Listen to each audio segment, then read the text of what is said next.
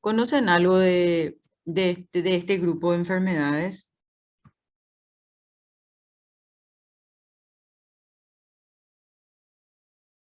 Si alguna vez ya escucharon el nombre o algún paciente que esté diagnosticado con esta patología,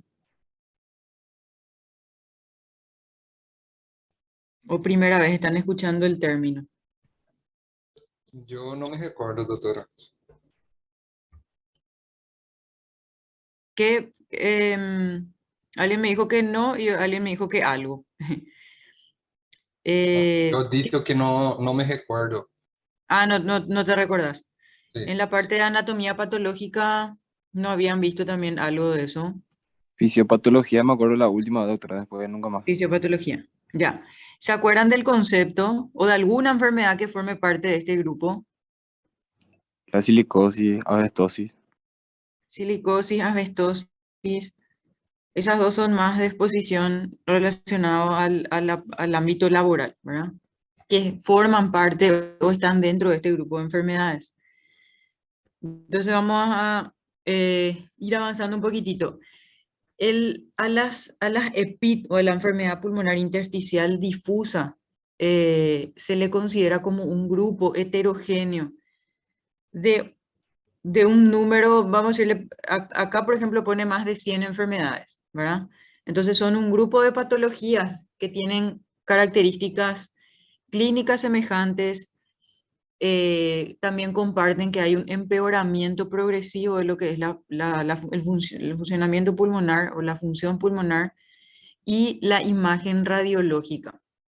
Entonces son un grupo de enfermedades que comparten tanto la parte del cuadro clínico como de la afectación de la función pulmonar y de la imagen a nivel de la radiología, ¿verdad? En este caso, el estudio de imagen que vamos a usar es la tomografía de alta resolución, ¿sí? Entonces, es un grupo de enfermedades, hay más de 100 enfermedades que se las incluye dentro de las EPIT. Y vamos a ver varias clasificaciones o de varias formas se le fue clasificando y eso va cambiando otra vez con el tiempo, ¿sí? Dentro de lo que es neumología se separa un poquitito en grupos de enfermedades. Vimos lo que eran las enfermedades del parénquima pulmonar en sí, en donde ahí hablábamos de neumonía, de absceso pulmonar, también de la tuberculosis pulmonar, ¿sí? Entonces son afecciones que afectan lo que sería el parénquima pulmonar en sí. Después está el grande grupo que nos toca ahora estudiar, que son las que afectan el intersticio. Y la otra gran división son las patologías que afectan la pleura, en donde ahí vamos a estudiar derrame pleural, neumotórax, y siempre ustedes tienen que ordenar en su cabeza cuando estudian ciertas patologías, ¿verdad? O en el caso acá del pulmón, ¿verdad? Dentro de las enfermedades que afectan el parénquima tenemos enfermedades que son infecciosas, enfermedades que son inflamatorias, enfermedades que son neoplásicas. Entonces, en general, van a tener siempre esas causas, ¿sí? Como para hacer un orden, vamos a decirle, mental. Entonces, uno cuando estudia la enfermedad ve la clínica y con el cuadro clínico de repente tenemos muchos diagnósticos presuntivos, ¿verdad? Después vemos la imagen, en nuestro caso ya sea radiografía o tomografía, y ya nos hace sospechar de un cierto tipo de patología, ya sea infecciosa o ya sea tumoral o inflamatoria, ¿sí? Entonces, lo mismo pasa cuando estudiamos el intersticio. Hay enfermedades que afectan el intersticio, algunas son inflamatorias, otras son infecciosas, por ejemplo, las neumonías virales afectan sobre todo el intersticio, dan un infiltrado intersticial, ¿sí? Y también hay ciertas patologías que están relacionadas con neoplasias. Entonces, ¿qué es el intersticio o qué parte específicamente se altera acá en este grupo de enfermedades pulmonares intersticiales? Se afecta la capa del tejido conjuntivo. Ese tejido conjuntivo se extiende desde el ilio hasta la periferia. Es lo que le da el soporte al órgano, ¿sí? Y está formada por diferentes tipos de células. Macrófagos que sobre todo participan de lo que es la defensa o forma parte de la inmunidad celular. Están los fibroblastos, que son los que forman todas las fibrillas que hacen de soporte del órgano en sí. Están los miofibroblastos y los fibroblastos y los miofibroblastos son los que forman las fibras de colágeno, la fibronectina y demás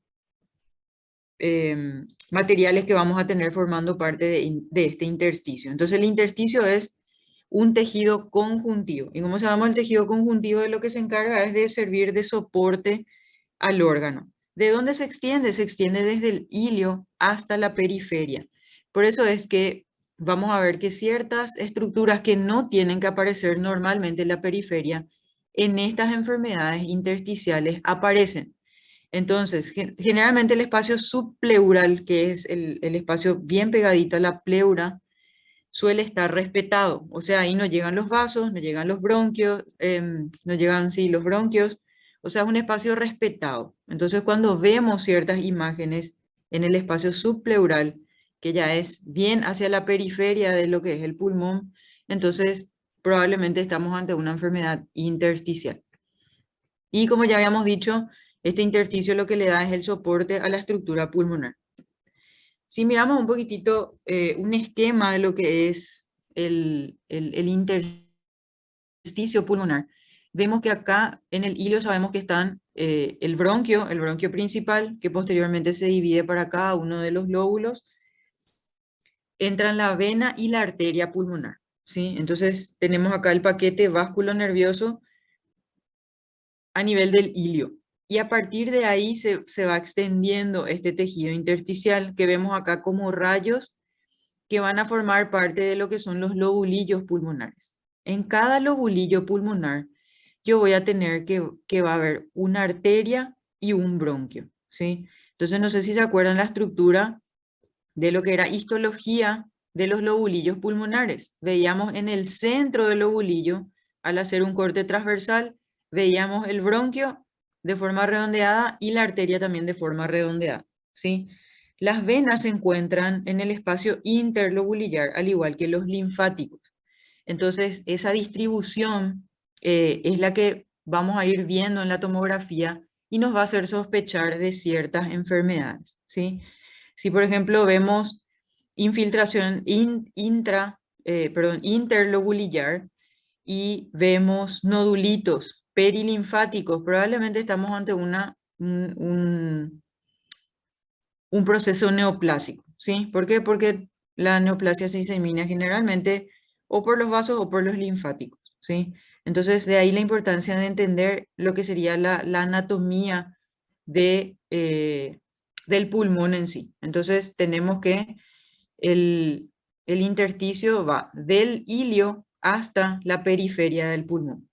Si ustedes ven acá, esta periferia está respetada, no es que hasta ahí llegan los bronquios y los vasos. Es otra cosa que vamos a ir mirando también, ¿sí?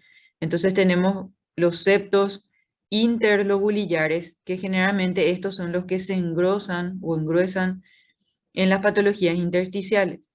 Tenemos acá el intersticio subpleural, en donde vamos a ver también ciertas imágenes que son patológicas. Y dentro de lo que sería el lobulillo, la estructura normal sería un bronquio y su arteria acompañante. En este esquema es más o menos lo que les había dicho. Dentro de cada lobulillo pulmonar otra vez vamos a tener el bronquio, que le vemos acá de un color blanco, y vemos la arteria que le acompaña de un color gris. Entonces si hacemos un corte acá, vamos a ver lo que sería el diámetro del bronquio y el diámetro de la arteria. Y las venas y los linfáticos están entre los espacios interlobulillares, ¿sí? Que sería en este sector más o menos. Acá le vemos a los linfáticos y también a las venas pulmonares. Recordando un poquitito también la estructura en sí, si ahondamos más en lo que sería esta estructura, vamos a llegar finalmente a la parte distal del bronquio y vamos a llegar al alveolo. El alveolo sabíamos que estaba lleno de el gas, ¿sí? Entonces, nosotros al inspirar, es el oxígeno el que entra y llena esos alveolos. ¿Para qué? Para que pueda ocurrir el intercambio gaseoso entre los capilares y el alveolo. Y entre los capilares y el alveolo, si ustedes ven acá, tenemos el intersticio, ¿sí? ¿Qué pasa si este intersticio se agranda o si este intersticio se llena de colágeno, se llena de fibroblastos? Entonces esto se vuelve fibroso. ¿Qué va a pasar si este intersticio se agranda entre lo que es el alveolo y el capilar? ¿Qué va a estar alterado?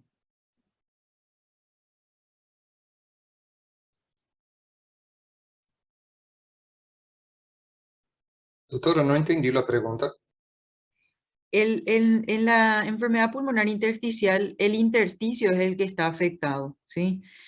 Entonces, como sabemos que en el intersticio normalmente hay macrófagos, fibroblastos, miofibroblastos, ¿verdad? ¿Qué pasa en la fibrosis? Los fibroblastos producen demasiado colágeno y ese colágeno se va depositando acá en el intersticio y hay un agrandamiento del espacio intersticial, ¿sí? Entonces, si este espacio que está entre el alveolo y el capilar, que es el intersticio, se agranda, ¿qué va a estar afectado ahí? La troca de gases de aire, de Va a estar oxígeno. afectado, sí, el intercambio gaseoso, ¿verdad? Sí. Entonces, es una de las cosas que hacen que el paciente tenga síntomas. Si no hay intercambio gaseoso, lo primero que vamos a tener es que el paciente va a tener disnea, ¿verdad? Entonces, es uno de los signos o síntomas que el paciente nos va a contar, una disnea progresiva, ¿sí? Y a la larga eso se puede complicar con una insuficiencia respiratoria. O sea, primero una hipoxemia y ya cuando el problema va progresando, la fibrosis va progresando, se va a complicar con insuficiencia respiratoria. Bueno, estas son algunas de las enfermedades, ¿sí? Acá por las siglas en inglés es enfermedad pulmonar intersticial. Ese sería el gran capítulo. Dentro de esta enfermedad pulmonar intersticial tenemos las que son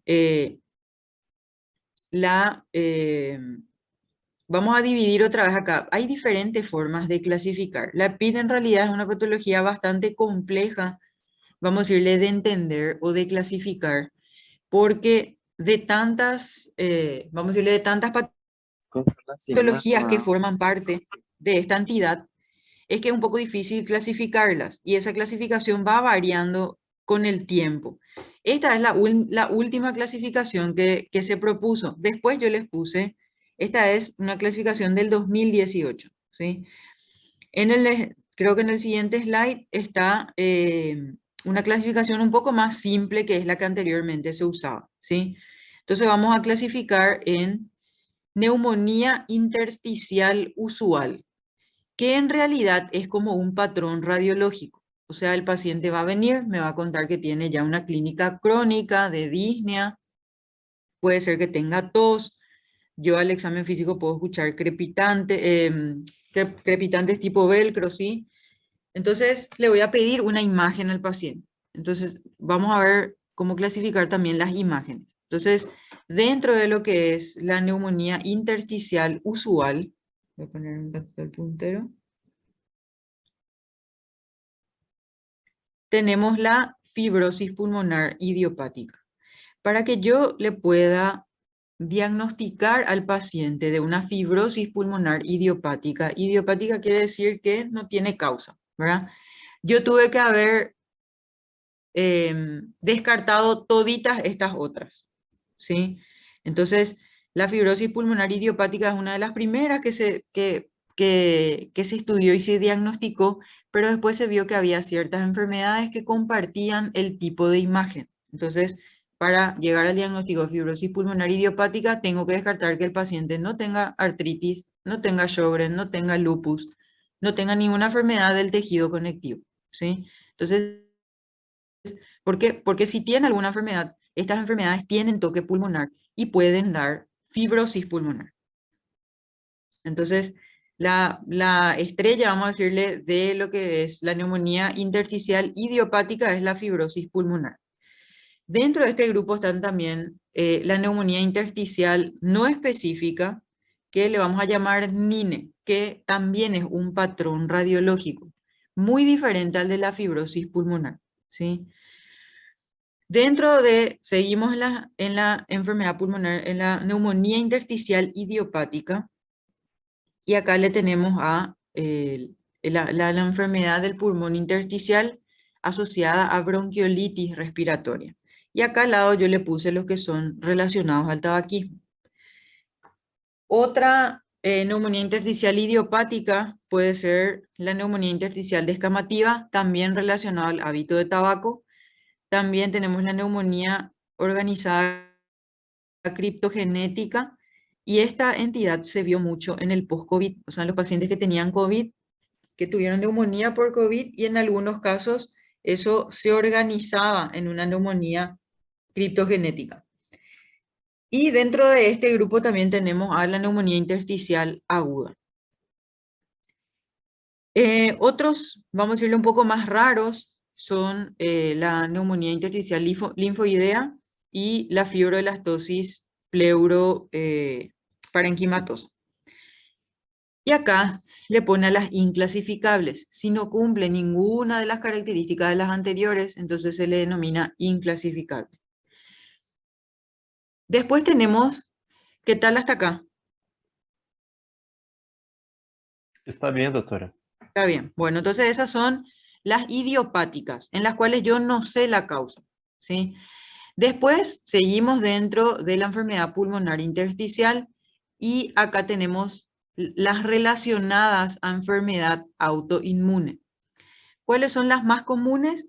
Hay artritis reumatoidea con toque pulmonar o con afectación pulmonar, y ahí hablamos de una enfermedad pulmonar intersticial asociada a artritis reumatoidea, o asociada al síndrome de Sjögren, o al lupus, o a la polimiositis, dermatomiositis, o una enfermedad mixta del tejido conectivo donde hay superposición de las anteriores, o en la esclerosis sistémicas, o en cualquier otra enfermedad del tejido conectivo. Estas son las más frecuentes, ¿sí? Y la mayoría de estas da toque pulmonar. Sabemos que son enfermedades sistémicas y que tienen un toque pulmonar, y generalmente son en forma de enfermedad intersticial difusa. Dentro de este grupo también, estas serían las fibróticas, ¿sí? Tanto las idiopáticas como las que están relacionadas a enfermedad autoinmune. Después está la aguda, que es la neumonitis por hipersensibilidad, ya sea pulmón de granjero, que se le llama, o personas que tienen, por ejemplo, o crían aves o palomas o loros, de repente tienen una hipersensibilidad, ya sea a los ácaros de las plumas, o mismo a lo que serían la materia fecal de estos animales, ¿sí? Entonces desarrollan una neumonitis por hipersensibilidad. Esto generalmente es agudo o subagudo. Después, dentro de esta enfermedad también le tenemos a la sarcoidosis. Si bien en realidad la sarcoidosis acá se le pone aparte, ¿por qué? Porque no tiene una causa bien definida. Y dentro de otras enfermedades intersticiales pulmonares tenemos la linfangioleiomyomatosis, que es específicamente se ve en mujeres. Está la histiocytosis de células de Langerhans, que también es una patología asociada al tabaquismo. Tienen que saber cuáles son las patologías relacionadas al tabaquismo que forman parte del grupo de las enfermedades intersticiales. Dentro de otras patologías tenemos las fibrosis asociadas a drogas. Hay un montón de drogas, inclusive hay una aplicación en donde te dice cuáles son las drogas que pueden provocar una enfermedad pulmonar intersticial. ¿Saben de alguna? Una que se usa bastante en cardiología. Puede estar relacionado con enfermedad pulmonar intersticial. ¿Se acuerdan?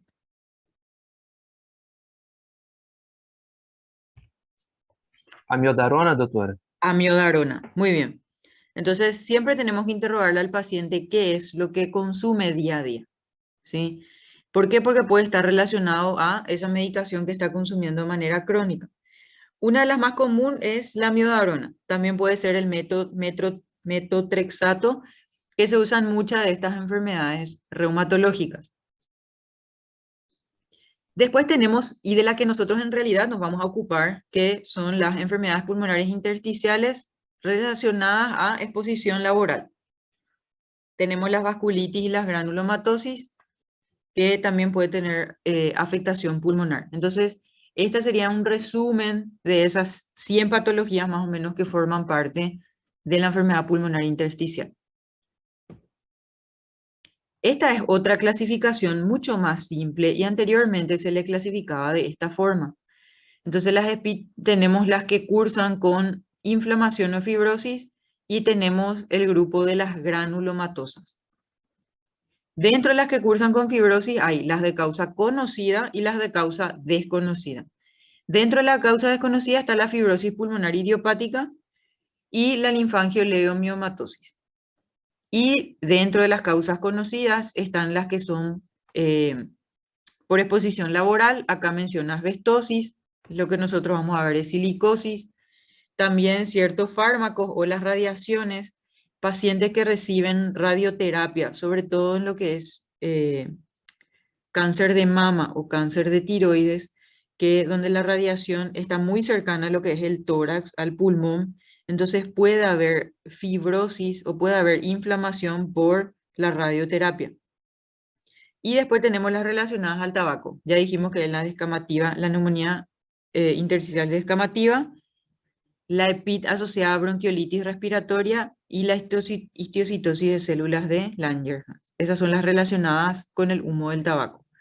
Y dentro de las granulomatosas nuevamente dividimos las de causa conocida, que son las neumonitis por hipersensibilidad. Acá puede ser silicosis, beriliosis, dentro de lo que serían las granulomatosas. Las de causa desconocida, acá le tenemos a la sarcoidosis y a las granulomatosis broncocéntricas en general. Entonces, esta sería también otra clasificación. Esa clasificación es ya un poco antigua, la nueva es la que le puse anteriormente. Si hacemos como para ver cuál es la enfermedad o la patología más prevalente, vemos que básicamente comparten cierto porcentaje de afectación, tanto la fibrosis pulmonar idiopática como la neumonitis por hipersensibilidad crónica. Esto es cuando el paciente se expone a ciertos alérgenos. Ya hablamos ya que pueden ser criadero de aves, de loros, tienen ciertos animales en la casa. Dentro de esto también está el pulmón de granjero. Entonces, también un 20% de estas están relacionadas a las enfermedades pulmonares intersticiales. 20% también la enfermedad pulmonar intersticial asociada a enfermedades del tejido conectivo, 20% sarcoidosis y ya en menor proporción están las neumoconiosis, cuando el paciente se expone a polvos inorgánicos. Y otro 10% que sería el restante son las otras enfermedades pulmonares intersticiales. Entonces, no hay ninguna predominancia de una sobre otra. Realmente en la práctica clínica las que más se ven son la fibrosis pulmonar idiopática y sobre todo la relacionada a las enfermedades reumatológicas. Esta es la que más vemos en consultorio. Una vez que descartamos que no haya ninguna enfermedad reumatológica, se le cataloga ya como una fibrosis pulmonar idiopática, siempre y cuando cumpla con los criterios clínicos, radiológicos y laboratoriales. Y este cuadrito también ayuda bastante, no hace falta saber todo esto, ¿verdad? Simplemente para que ustedes manejen o tengan una idea de ciertos signos y síntomas que pueden aparecer el paciente, como para que yo pueda hacer una unidad diagnóstica, ¿sí? Entonces, si viene un paciente con enfermedad reumatológica y el paciente o en el cual yo veo ciertas características, por ejemplo, en la sarcoidosis son muy frecuentes los nodos nódulos subcutáneos y el eritema nudoso. Este eritema nudoso se puede biopsiar y de ahí ya podemos tener el diagnóstico de sarcoidosis. Entonces, por eso es muy importante interrogarle al paciente. Cuando sospechamos de una EPIT, el interrogatorio del paciente es sumamente importante. Le tengo que preguntar y examinar básicamente todos los órganos y sistemas, ¿sí? Puede haber afectación dérmica, afectación digestiva, ocular, musculoesquelética, neurológica, cardíaca y renal, ¿sí? Entonces, básicamente de todos los órganos. La pulmonar no está acá porque justamente estamos dentro de PIT, ¿sí? Y vemos que, sobre todo, las enfermedades reumatológicas son las que tienen mayor afectación. Otra enfermedad que solemos ver mucho es la esclerosis sistémica, en donde el paciente tiene alteraciones a nivel de la piel. El paciente con esclerosis sistémica generalmente tiene, vamos a decirle, la piel muy estirada, no hace los pliegues a nivel del nudillo del dedo, a nivel de lo que sería el dorso de la mano, no tiene esos pliegues, es como si fuera que todo está mucho más estirado. Después el paciente también puede contar que tiene disfagia. En la tomografía tenemos que evaluar el esófago del paciente si está o no dilatado y eso también nos puede dar ciertos datos. Que vemos otra cosa dentro de lo que es la afectación ocular, también de repente muchos pacientes consultan en oftalmología, ya sea por uveitis o escleritis, y finalmente el oftalmólogo, al encontrar estas patologías, nos envía al consultorio, sobre todo para descartar sarcoidosis, ¿sí? O alguna otra enfermedad como lupus o esclerodermia. Entonces, tenemos que estar atentos a ciertos signos o síntomas que nos puedan llegar a hacer pensar en una enfermedad que englobe todo, todas las molestias que tenga el paciente. Dentro de lo que es la afectación renal, puede haber síndrome nefrótico, sobre todo en el LES y en la amiloidosis, o glomerulonefritis, sobre todo en las enfermedades del tejido conectivo. Entonces, estas serían algunas de las manifestaciones asociadas a esa EPIT que me van a guiar ya hacia qué enfermedad probablemente estoy parada, ¿sí? O estoy enfrente, como para poder tratarle al paciente. ¿Cómo hago el diagnóstico de la enfermedad pulmonar intersticial? Siempre tengo que evaluar lo mejor posible o realizar una historia clínica exhaustiva. Ahí empieza todo el drama de lo que es la enfermedad pulmonar intersticial. Y sobre todo, uno de los ejemplos que siempre solemos poner es en los pacientes que tienen una EPIT y no se sabe la causa. Entonces hubo casos en donde el paciente tenía una neumonitis por hipersensibilidad y se le estaba buscando la causa a qué, ¿verdad? Entonces hay que interrogarle al paciente qué mascotas tiene en la casa, si tiene animales, dónde vive, si no hay muchas palomas hacia su casa, ¿sí? Todo eso hay que preguntarle. Entonces había un paciente que negaba todo eso y finalmente lo que a él estaba desencadenando esa enfermedad pulmonar intersticial era una almohada que el paciente tenía y esa almohada tenía plumas de ganso. Entonces hasta eso tenemos que preguntar al paciente, ¿sí? Entonces, qué tipo de telas utiliza, cómo son sus cortinas, todo, hasta el mínimo detalle, ¿sí? De repente cuando no se encuentra la causa, inclusive eh, hay veces que nos cuentan de otros países que ellos se van a la casa del paciente, ¿verdad? Y ven dónde vive el paciente, si hay humedad en la pared, todas esas cosas que de repente para el paciente puede pasar desapercibido, ¿sí? Entonces, siempre tenemos que hacer una historia clínica exhaustiva. Un resumen como para acordarnos de lo que tenemos que preguntar sí o sí o tener en cuenta sí o sí es, ¿desde cuándo están esos síntomas presentes y cuáles son? De ahí ver la edad y el sexo del paciente. ¿Por qué? Porque hay ciertas patologías más prevalentes en el sexo femenino o masculino. Siempre hablando de las EPIT. Los antecedentes familiares, si ya hubo antecedente de fibrosis pulmonar, por ejemplo, en la familia. el hábito tabáquico, vimos que hay EPIT que se relacionan con lo que es el humo del cigarrillo, entonces tenemos que interrogar sobre el hábito tabáquico. La historia laboral, que en realidad esto es lo que compete la clase de hoy, ¿sí? Si el paciente estuvo expuesto a algún tipo de polvo, ya sea orgánico, inorgánico, algún tipo de humo.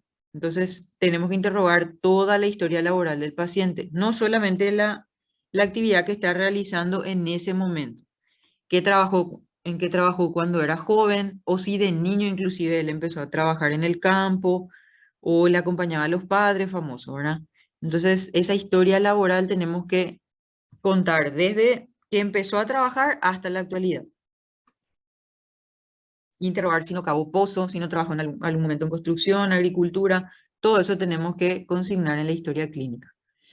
Utilización de fármacos, bien dijo el compañero que uno de los fármacos conocidos que pueden desencadenar una enfermedad pulmonar intersticial es la amiodarona, que es un antiarrítmico que hasta ahora se usa. Entonces tenemos que interrogar qué medicación toma todos los días. Antecedentes oncológicos y sobre todo acá también interrogar si recibió quimioterapia o radioterapia y las enfermedades sistémicas, sobre todo las colagenopatías o si hay alguna colagenopatía en la familia. Aparte de eso, tenemos las manifestaciones clínicas que dijimos que en lo que es la enfermedad pulmonar intersticial, las manifestaciones clínicas suelen ser la misma, por ejemplo, que tenemos en EPOC o en asma. O sea, son síntomas crónicos lo que nos va a contar el paciente. Una de las características es que esos síntomas van a ir progresando. O sea, nos va a decir que su disnea probablemente al empezar era a grandes esfuerzos y después se va haciendo con actividades cada vez más moderadas. Al, qué sé yo, te di cuenta que antes, por ejemplo, barría bien su patio y ahora barrer el patio ya le cansa. O irse al baño ya le está cansando. Entonces, todos esos datos vamos a tener que ir sacando. Y la exploración física, en donde acá, en la exploración física, lo llamativo es que se escuchan crepitantes tipo velcro. Son crepitantes secos, muy característicos de la fibrosis pulmonar. Entonces, al hacer la historia clínica, y si ya hay alguna historia de exposición, ya sea laboral o ya sea en el ambiente donde el paciente vive, con las manifestaciones clínicas y el examen físico, yo ya puedo tener por lo menos como diagnóstico presuntivo a la EPIT. Dentro de los síntomas, ¿cuáles son los más signos y síntomas que podemos ver? ¿Cuáles son los más comunes?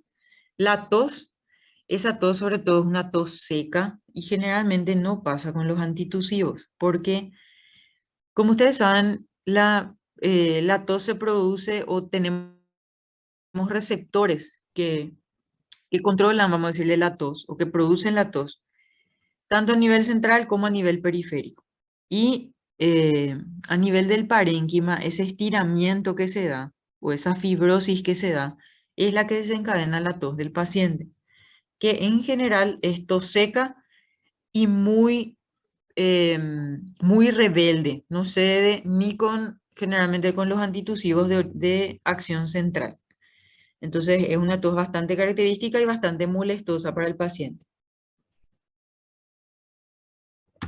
En cuanto al otro síntoma que puede aparecer es la disnea. Esa disnea generalmente es, como ya dijimos, progresiva. Ahí podemos tener como diagnóstico diferencial una insuficiencia cardíaca, por ejemplo, ¿sí? Pero en la insuficiencia cardíaca vamos a tener otros signos y síntomas. El edema, puede haber derrame pleural. Entonces, como para diferenciar un poquitito o tener como diagnóstico diferencial de esa disnea progresiva. Al examen físico podemos encontrar acropaquias. ¿Qué son las acropaquias?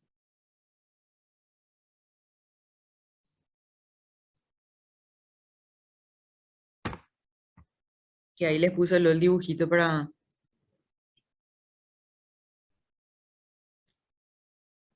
Dedo en palillo de tambor. ¿Cómo también se le llama? Hipocrático, muy bien. Y una forma más, Acropaquia, doctora. acropaquia, ¿sí? O dedos hipocráticos o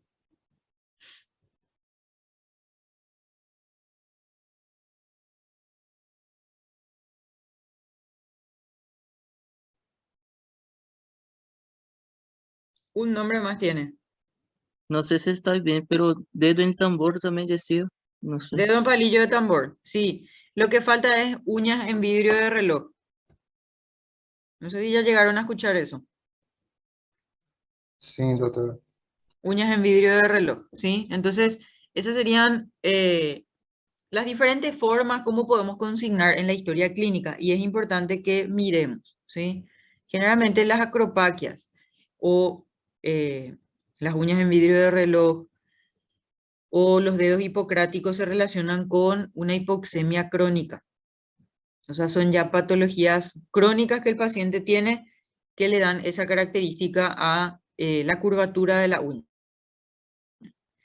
Y al examen físico lo que vamos a encontrar son crepitantes tipo velcro, crepitantes secos, para diferenciarlo un poquitito de los crepitantes que vamos a escuchar en la neumonía, por ejemplo, ¿sí? En este caso son mucho más audibles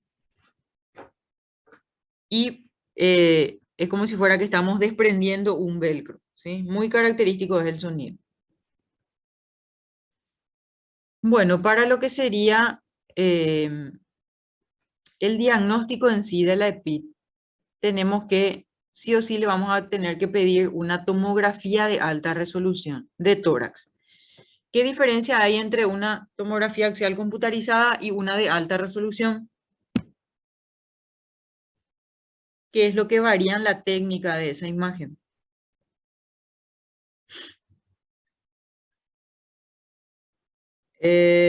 No. Sería el grosor de los cortes. Exactamente, ¿sí? Entonces, con un atacar de alta, o con la atacar que sería de alta resolución, los cortes que va a hacer o los cortes que voy a programar son de 1 milímetro o menos.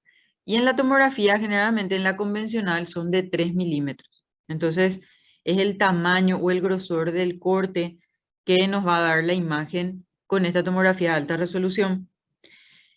El otro estudio con la tomografía en realidad vamos a hacer prácticamente el diagnóstico o le vamos a catalogar al paciente con un cierto patrón radiológico que nos va a servir también para definir el diagnóstico definitivo. El otro estudio que tengo que pedirle al paciente es la espirometría con prueba broncodilatadora. ¿Qué es lo que mide la espirometría? ¿O qué saben de espirometría?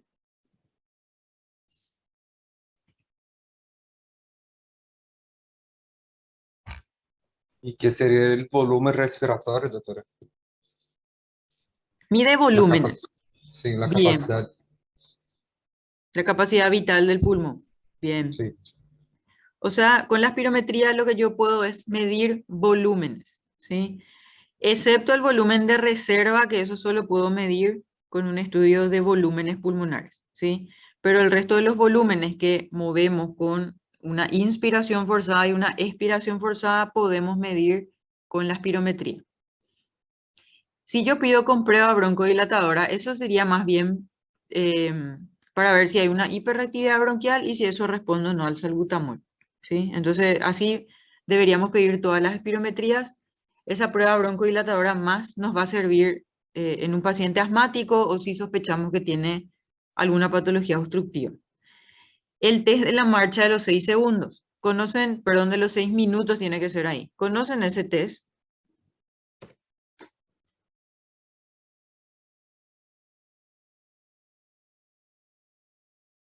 Acá tiene que ser minutos. Se voy a corregir. Este teste não seria El test de la hecho marcha, ¿es un qué?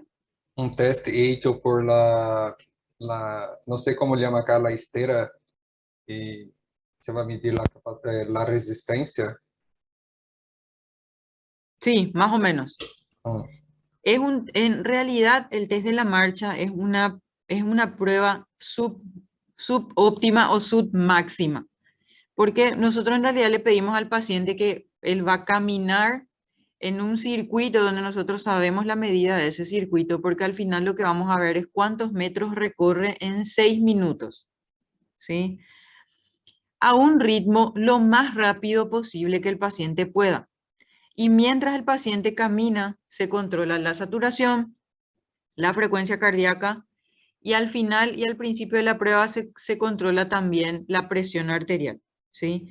Entonces en el test de la marcha lo que evaluamos es si el paciente desatura o no con el esfuerzo que representa caminar, ¿sí? Entonces es también una medida que nos puede guiar para ver cómo está el intercambio gaseoso y cuántos metros recorre el paciente y si son los metros recorridos esperados para lo que es su edad. Y otro de los estudios que tenemos que pedir es el DLCO, que es la capacidad de difusión del monóxido de carbono. ¿Alguien conoce este estudio o alguna vez ya escuchó hablar de eso?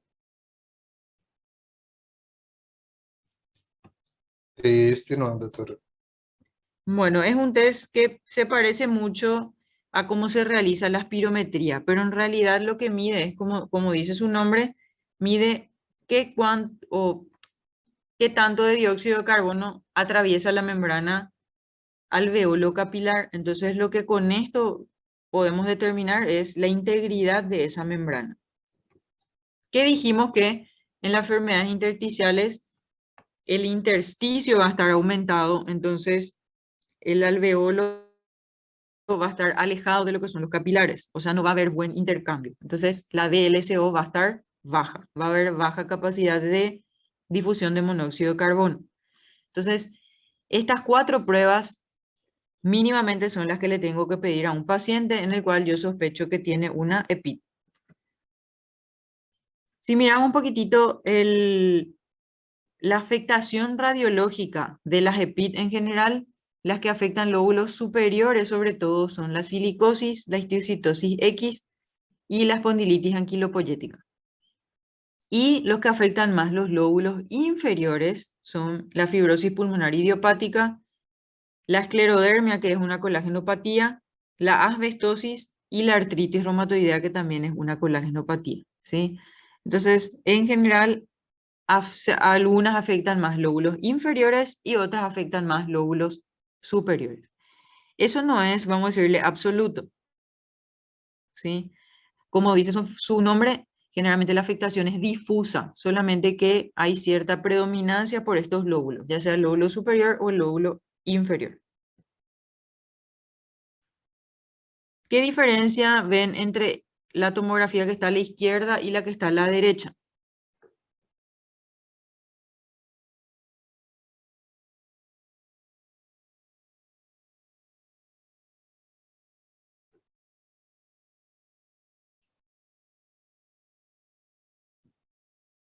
¿En cuál se ve más nítido? Y sería más líquido, sería la de la izquierda. Sí, de la derecha. Esta, ¿verdad? Sí, ¿Dónde está mi puntero? así mismo. Bien.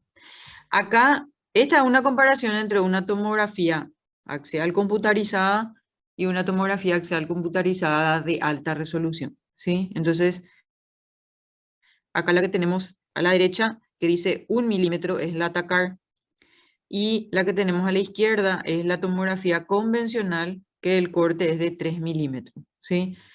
Bien, si bien se hizo en fechas diferentes o en meses diferentes del mismo año, acá vemos que básicamente lo que se ve más es vidrio esmerilado, ¿sí?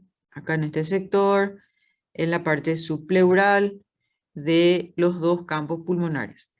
Si miramos eso en la TACAR, vemos que hay un infiltrado, pero ese infiltrado es intersticial y es tenue, y está todo lo largo de lo que sería el espacio subpleural, ¿sí? Entonces, con la tomografía a alta resolución lo que tenemos es una mejor definición de las imágenes.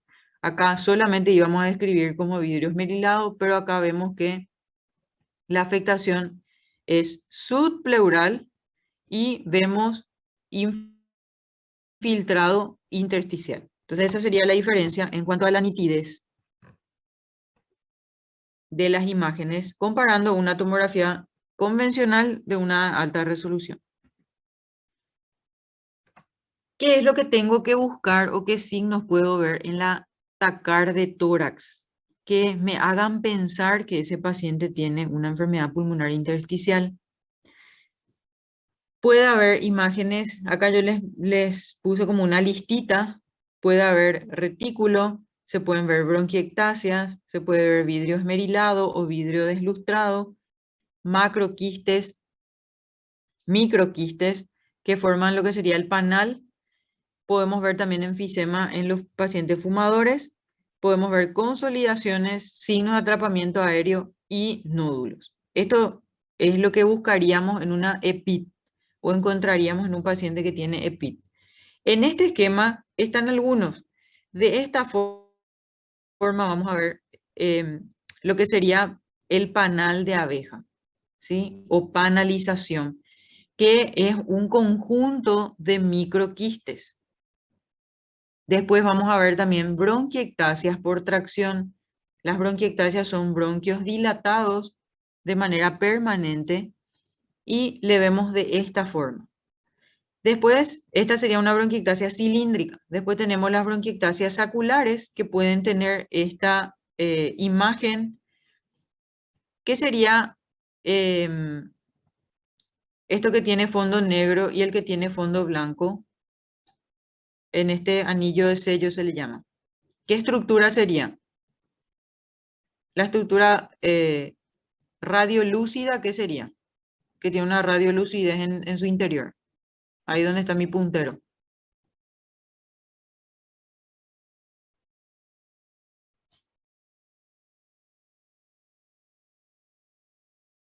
Esto sería aire, doctora. ¿Qué es lo que lleva el aire al pulmón? Sí. El bronquio. Un bronquio, ¿verdad? Entonces este sería el bronquio. Y lo que veo radio opaco, ¿qué es? Y sería la acumulación en intersticio. No. ¿Qué siempre le acompañaba al bronquio? La arteria, doctor. Los La vasos. arteria, ¿sí? La arteria. Acuérdense que siempre con un bronquio voy a tener una arteria, ¿sí? Y esta es una forma de ver también la bronquiectasia, porque yo tengo que comparar generalmente el tamaño del bronquio y la arteria acompañante tiene que ser 1:1. Ahora, si el bronquio está más aumentado que la arteria, ya estoy ante una bronquiectasia, ¿sí? Y estas bronquiectasias son saculares y se les llama en anillo de sello, ¿sí? Porque parecen un anillo que tiene un sello. El anillo sería el bronquio y el sello sería la arteria, ¿sí? Entonces, esto también podemos ver dentro de las imágenes radiológicas de PIT. Después tenemos diferentes tipos de quistes. Esto sobre todo vamos a ver en la linfangioleidomiomatosis y podemos ver también enfisema, ya sea centro lobulillar o puede ser también pan-acinar. Eso ya depende de si el paciente era o no un gran tabaquista. Entonces, en general, estas son las imágenes que vamos a ver formando parte de las tomografías de los pacientes que tienen EPIT. Esta es la nueva clasificación. No hace falta que ustedes sepan en realidad, pero por lo menos yo les quería mencionar como para que tengan una idea. En realidad, los patrones tomográficos se clasifican en UIP. Ahora la nueva clasificación es probable UIP e indeterminado para UIP. ¿Qué significa UIP? Neumonía intersticial usual, que sería similar a neumonía intersticial específica, ¿sí? Y acá me da las características que tiene que tener en la tomografía para que eso sea UIP. La fibrosis pulmonar, por ejemplo, tiene un patrón UIP en la tomografía, ¿sí? Y voy a tener dentro de las enfermedades colagénicas que yo les dije que son la mayoría de los pacientes, puede haber UIP, puede haber probable UIP o indeterminado para UIP, ¿sí? Estos son entonces patrones radiológicos que puedo ver en las diferentes patologías que cursan con EPIT. Por citar nomás, la característica de la neumonía intersticial usual es la afectación subpleural, que ya dijimos que generalmente en el espacio subpleural no llegan los vasos ni los bronquios, pero cuando hay una UIP, esos llegan hasta la periferia, ¿sí? O sea que son imágenes patológicas. ¿Y dónde predominan? Predominan en la parte basal. En este tipo de patrón, que es UIP, o NIU, que le vamos a llamar neumonía intersticial usual, también tenemos lo que sería el panal de abeja. Y pueden o no haber bronquiectasias de tracción. O sea que acá tenemos todos los patrones que vimos anteriormente, ¿sí? Tenemos panal de abeja, bronquiectasias de tracción y sobre todo la distribución es subpleural y predomina en lóbulos inferiores, que es lo que habíamos visto en el esquema anterior, que decíamos que la fibrosis pulmonar predomina en los lóbulos inferiores. Entonces, de esta manera se cataloga o de esta manera el radiólogo nos debería informar la tomografía, si es una UIP, si es probable UIP o indeterminado para UIP. Este sería el patrón NIU. ¿Se acuerdan cómo se ve una tomografía normal?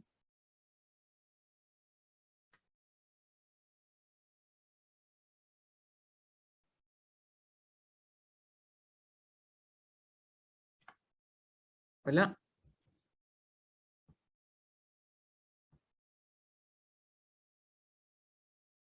Más o menos, doctora. Más o menos. Más o menos así se vería normal, que tampoco acá no es tan normal. ¿Qué te llama la atención acá? Si yo te muestro otra vez esta imagen, esto es panal de abeja, que son microquistes agrupados, bronquiectasias de tracción, que son bronquios dilatados de forma permanente, ¿sí? Bronquiectasias en anillo de sello y quistes pulmonares.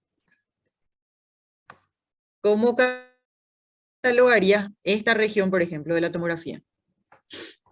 Panel de abeja este. Panal de abeja. O sea, son microquistes que están todos agrupados, ¿sí? Y esto, por ejemplo, ¿qué sería? Y este podría ser el quiste. Un quiste, ¿sí? Entonces, ese esquemita que tenemos ahí ayuda bastante como para ver la tomografía, ¿sí? Entonces tenemos panal de abeja, tenemos quistes pulmonares, ¿y esto qué sería?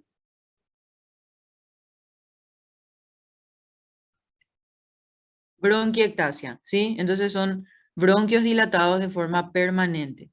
Y ustedes ven acá que todo el espacio subpleural está afectado, ¿sí? En donde normalmente, lástima que no les puse una tomografía normal, si ustedes ven, van a ir viendo que los vasos llegan, pero respetan lo que sería el borde subpleural o el espacio subpleural, ¿sí? Entonces acá tenemos áreas de panalización, áreas donde predominan los quistes pulmonares, ¿sí? Y sobre todo es de distribución subpleural. Acá llegan a ver bien toda esta imagen, solo que a mí me tapa acá mi pantallita más. Si ustedes ven acá, en este en realidad se ve que la afectación es más subpleural, ¿sí? En toda la periferia de lo que sería el pulmón está más afectado, ¿sí? Respeta un poco lo que sería la parte central.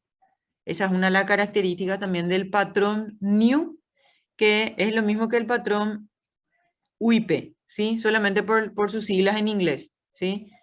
El patrón UIP es neumonía intersticial usual, ¿sí? En inglés, y acá en castellano es NIU, ¿sí? Neumonía intersticial usual, ¿sí? Que tiene estas características.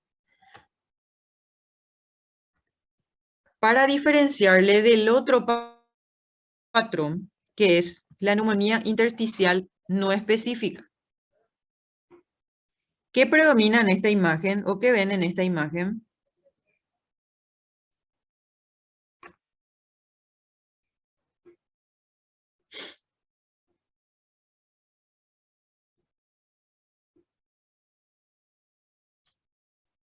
Y serían los bronquios dilatados, doctora. ¿Por cuáles vos me decís? ¿Por esto? Y sí, Yo creo que este es bronquiectasia. Este es un vaso. Acordate que vos vas a es- ver densidad aire dentro del bronquio, ¿sí? Este, por ejemplo, estas son bronquiectasias, ¿sí? No sé si ves ahí que tienen densidad aire, ¿sí? Sí, se ve. Se ve. ¿Sí?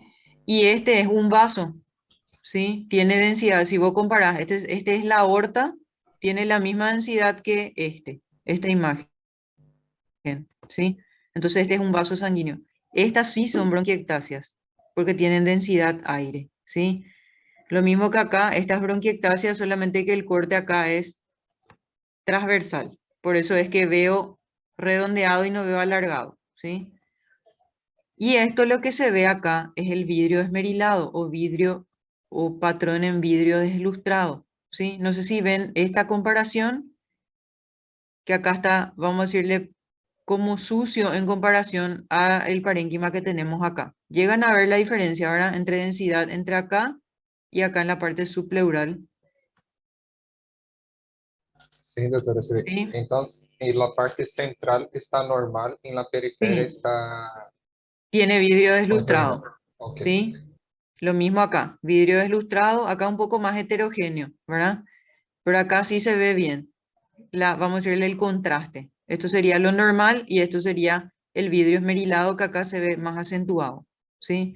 En este patrón de neumonía intersticial no específica predomina el vidrio esmerilado, lo que no veíamos casi en el patrón anterior, ¿sí? Entonces, estos dos patrones son la gran división, vamos a decirle, al mirar una tomografía y sospechar de una imagen pulmonar intersticial, ¿sí? En realidad no forma parte de las competencias que ustedes tienen que saber, pero son imágenes que probablemente cuando sean ya médicos internos o residentes van a ver y ya por lo menos para tener una idea, ¿sí? Entonces es que le estoy mostrando un poquitito de esta parte. Entonces en este patrón lo que predomina que es el vidrio esmerilado. Hay también bronquiectasias y generalmente si hay panalización es muy poquitito, ¿sí? En el NIU es donde la panalización, una vez que está presente, prácticamente ya es patrón de neumonía intersticial usual o NIU.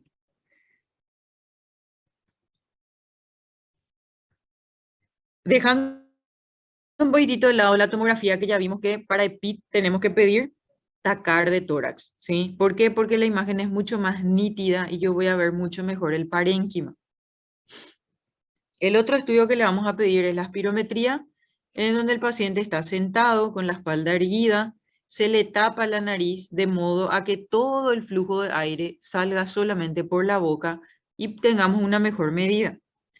Entonces, después de una inspiración forzada, el paciente tiene que expirar forzadamente por la boquilla y la máquina, a través de un programa, va a ir midiendo los volúmenes que el paciente mueve. Finalmente, lo que yo puedo interpretar con esa espirometría es estimar el tamaño del pulmón, que ustedes me hablaron de capacidad y me hablaron de volumen, ¿sí? Y saber si hay o no obstrucción al flujo aéreo. Por eso es que vamos a utilizar también la espirometría en el asma y en el EPOC. ¿Por qué? Porque ahí lo que queremos evaluar es si hay o no obstrucción al flujo aéreo. Entonces la espirometría me sirve para estimar el tamaño del pulmón del paciente y ver si hay o no obstrucción. ¿Cómo creen que va a estar el volumen pulmonar en este paciente? Y disminuido va a estar, doctora. Disminuido. ¿Por qué? Porque tengo áreas de panalización en donde el panal ya no tiene un parénquima funcionante, por ende va a disminuir mi capacidad pulmonar y voy a tener menores volúmenes. Entonces, de ahí es que en la espirometría lo que vamos a ver generalmente en estos pacientes con EPIT es un patrón restrictivo. Es como si fuera que el pulmón está achicado, ¿sí? Mueve menos volúmenes. Entonces, ese es el patrón que vamos a ver en la espirometría en los pacientes con EPIT, un patrón sugerente de restricción. La DLCO se realiza prácticamente de la misma manera que la espirometría. Se utiliza la misma maniobra, solamente que se utiliza un gas para finalmente medir cómo está el intercambio gaseoso, ¿sí? Entonces, como sabemos, el intersticio es el que está afectado y si el intersticio está afectado, separa lo que es el alveolo del capilar, por ende va a haber menos difusión de gas y por ende la DLCO va a estar baja o va a estar disminuida, ¿sí? Que es otra de las pruebas funcionales que le puedo pedir a los pacientes con EPIT.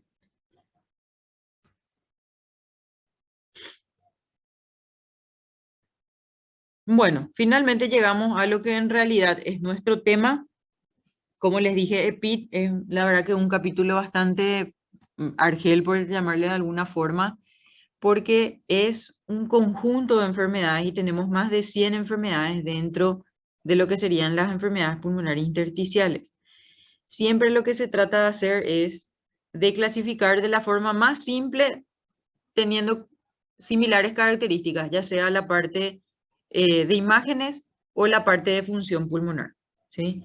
Dentro de estas EPID vimos que hay EPID de causa conocida, que están relacionadas sobre todo a exposición a partículas ambientales, ya sea en el ámbito laboral o no laboral, ¿sí? Y acá vamos a dividir otra vez esas sustancias o esas partículas. Vamos a dividir de acuerdo al material. Si la exposición es a un material inorgánico, a eso le vamos a llamar neumoconiosis. Y si la exposición es a un material orgánico, le vamos a llamar neumonitis por hipersensibilidad. Entonces esos son dos grandes conceptos dentro otra vez de la EPID cuando hablamos de exposición a ciertas partículas ambientales, ¿sí? Lo que el programa nos pide es neumoconiosis en sí, ¿sí? Que se define como enfermedades pulmonares secundarias a inhalación de polvos minerales o material inorgánico. Esa sería la definición de neumoconiosis.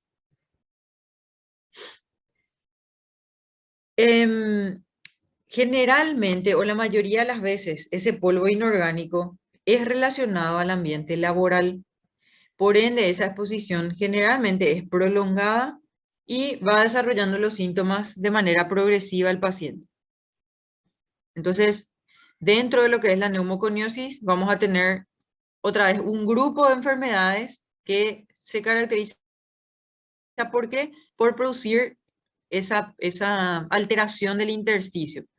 Al estar en contacto con esas partículas, en este caso el polvo inorgánico, eso se deposita en el intersticio y el pulmón trata de defenderse. Entonces produce más fibras de colágeno y finalmente ese colágeno es el que va a producir la fibrosis, ¿sí? Alterando lo que es el intersticio pulmonar. Esa enfermedad, si bien vamos a ver que la silicosis tiene una forma que puede ser aguda, la mayoría de las veces tienen periodos, como dice, hay periodos de latencia prolongado. O sea, el paciente se expone durante muchos años sin tener síntomas, sin tener afectación de la función pulmonar, sin tener afectación a nivel de la imagen, ¿sí? Entonces, durante tiempo prolongado el paciente se puede estar exponiendo y finalmente, después de meses o hasta décadas, puede desarrollar la enfermedad. De acuerdo al tipo de tipo de polvo inorgánico al que el paciente está expuesto, es que va a tener otra vez una denominación propia, ¿sí? Y algunos de los ejemplos son los siguientes. Si el paciente estuvo expuesto a lo que es la sílice cristalina, le vamos a llamar silicosis. Si el paciente estuvo expuesto a carbón y al sílice, que generalmente es en las minas de carbón sobre todo se ven, a eso se llama neumoconiosis de los mineros del carbón. Si está expuesto al amianto o al asbesto, finalmente puede desencadenar la asbestosis, que sobre todo tiene toque pleural. Si está expuesto al talco, eso se llama talcosis. Si el material, en este caso es el hierro, se llama siderosis. Berilio, beriliosis, estaño, estañosis. Entonces, de acuerdo a cada tipo de material, es que se le va a dar otra vez un nombre propio. Del que nosotros vamos a hablar hoy es la silicosis, que tiene varias formas de presentación clínica otra vez. Y es una de las más comunes en realidad, la que tenemos que manejar. ¿Qué tal hasta acá? Está bien, doctora. Sí, ¿Alguna está bien. duda, pregunta? No, pero Por mi parte, no. Ok. Bueno, entonces continuamos. Entonces, dentro de las EPID teníamos las que eran de causa conocida. En este caso tenemos las neumoconiosis. Y las neumoconiosis son las EPID en donde se desarrolla la enfermedad cuando el paciente se expone crónicamente a algún polvo inorgánico. Específicamente en la silicosis, el paciente está expuesto al sílice. El sílice está presente en la tierra, ¿sí? Está presente en la tierra, está presente en el mármol, o sea, en diferentes materiales le podemos encontrar, entonces eso vamos a tener que manejar un poquitito para saber si el paciente estuvo o no expuesto a este tipo de polvo inorgánico. Entonces, adentrándonos más ya en lo que es silicosis, es una EPID, o sea, una enfermedad pulmonar intersticial difusa, producida, ¿por qué? Por la inhalación del polvo inorgánico, que en este caso es el sílice cristalina, ¿sí? Ahí tenemos la fórmula química, 2 átomos de oxígeno y 1 de sílice. Es una de las enfermedades más conocidas y más estudiadas de las que son de origen ocupacional. En Chile, por ejemplo, hay todo un protocolo de los trabajadores de la minería, en donde lo que se trata de evitar es que el paciente desarrolle silicosis. Entonces vamos a ver también lo que sería la prevención primaria, secundaria y terciaria de este tipo de enfermedades relacionadas a lo que son las posiciones laborales. En cuanto a lo que es el cuadro clínico de la silicosis, es sumamente variable y dijimos que el periodo de tiempo también, la enfermedad puede aparecer meses después de la exposición o inclusive años después. Y en cuanto a los síntomas, el paciente puede no tener ningún síntoma o puede inclusive llegar hasta la insuficiencia respiratoria crónica. O sea que el abanico dentro de lo que es la silicosis es bastante amplio, ¿sí? En cuanto a síntomas, a la radiología que vamos a ver y en cuanto al tiempo de exposición y al tiempo de desarrollo de la enfermedad. Hablando un poquitito a través de la etiología, ya dijimos que se produce por inhalación de sílice cristalina, es específicamente esa partícula la que causa la silicosis, y le encontramos dentro de lo que es el cuarzo, ¿sí? Que si miramos otra vez dentro de lo que serían los componentes de la tierra y dentro de la naturaleza, es el más abundante. Otros tipos de sílice tenemos la cristobalita y la trimidina, pero la que está más relacionada a la silicosis es la sílice cristalina. Para que esa partícula perdón, inorgánica produzca algún tipo de enfermedad, tienen que ser partículas de un diámetro respirable. Eso quiere decir que puede ingresar a lo que sería el árbol bronquial, y para que sean respirables tienen un tamaño bastante pequeño, de 0,5 a 5 micras. Entonces, partículas mayores a estas son partículas no respirables, por ende no van a producir enfermedad, pero de este diámetro o menos, sí. ¿Dónde podemos encontrar esa sílice cristalina o dónde el paciente se puede exponer a ese tipo de polvo? Ya dijimos que se encuentra en la tierra, entonces cualquier tipo de actividad que implique mover tierra, ya sea para cavar, ya sea para hacer la mezcla, diferentes actividades que impliquen movimiento de tierra, puede estar expuesto al sílice. O de productos que contengan sílice en sí, dentro de lo que es albañilería o mampostería, o los pacientes que trabajan de repente con mármol o con hormigón, entonces son todos trabajadores expuestos a sílice. Otro tipo de actividades que realizan los pacientes y pueden estar expuestos a este polvo es las minerías, las canteras de granito, pacientes que realizan perforaciones o tunelizaciones, cortadores de piedra, industrias abrasivas, fundiciones o corte de cerámica, sobre todo se le suele llamar pisero, ¿sí? Que es el que coloca generalmente los pisos o los azulejos. Y ellos lo que hacen es ir cortando esas baldosas, y ese polvillo que se libera al cortar es el que está compuesto por estas partículas de diámetro respirable. Y generalmente, como vemos acá, prácticamente tienen, si bien tienen algún tipo de protección, esa protección generalmente no sirve para este tamaño de partículas, ¿sí? Entonces tienen que ser tapabocas generalmente los de N95.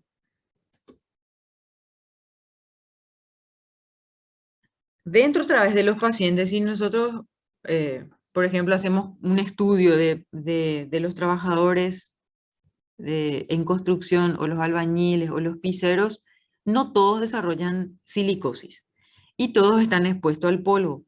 Entonces se piensa que hay una susceptibilidad individual de los pacientes que finalmente desarrollan la enfermedad de silicosis. Esa susceptibilidad se refiere al depósito del polvo inhalado y a cómo el cuerpo reacciona a ese depósito del polvo.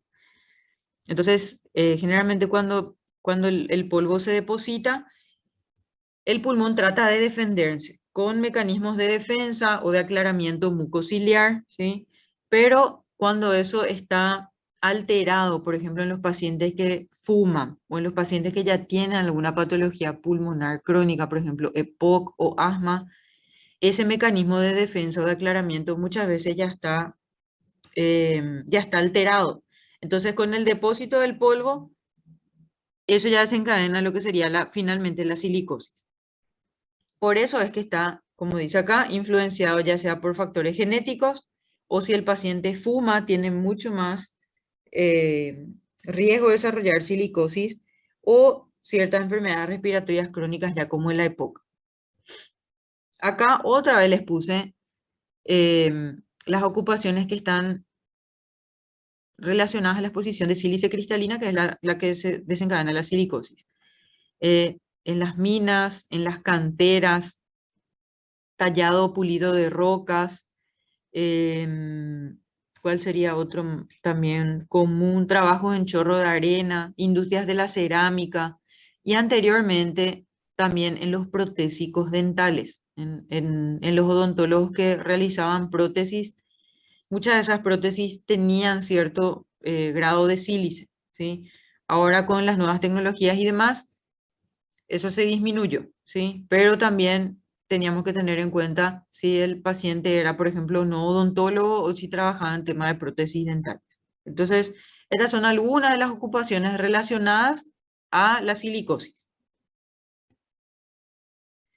Bueno, adentrándonos un poquitito acá en lo que sería el cuadro clínico, vamos a tener diferentes formas de presentación de la silicosis, diferentes formas de presentación clínica, pero esto va a depender de la intensidad de exposición, o sea, si el paciente se expuso a una alta cantidad de partículas respirables de sílice en un corto periodo de tiempo o en un periodo de tiempo prolongado, ¿sí? Entonces va a depender un poquitito de a cuánto se expuso y durante cuánto tiempo. ¿Para qué? Para que desarrolle alguna de estas formas clínicas de la enfermedad. Acá tenemos un esquemita en donde tenemos la silicosis aguda, que generalmente, como dice su cuadro, es agudo, es con meses nomás de exposición que ya puede aparecer. Y vemos que el patrón radiológico es un patrón miliar. O sea, acá vamos a ver nódulos o micronódulos. En la silicosis simple, el patrón generalmente es nodular, pero predomina sobre todo en campos superiores. Y lo característico son las adenopatías en cáscara de huevo. Si ustedes ven acá en este esquemita, en la región iliar tenemos imágenes radio opacas que dan esta característica de adenopatías en cáscara de huevo, que vamos a ver también en algunas imágenes. Ya cuando estamos ante un paciente con silicosis, ya en el estadio de fibrosis masiva pulmonar, los nódulos que teníamos acá coalescen y forman finalmente grandes nódulos con distorsión del parénquima. Y puede haber fibratelectasia también acá en este periodo clínico. Entonces, en general, la silicosis vamos a dividir en estas etapas clínicas. Está la silicosis crónica, que es la clásica. Tenemos la silicosis crónica complicada, la fibrosis pulmonar intersticial, que se parece mucho a la fibrosis pulmonar idiopática en cuanto a la imagen, la silicosis acelerada y la silicosis aguda o silicoproteinosis. Y vamos a ver que entre estas, lo que va a variar un poquitito es el cuadro clínico, si ya hay alguna complicación y sobre todo en cuanto a la imagen. ¿Qué le llama la atención acá en esta radiografía?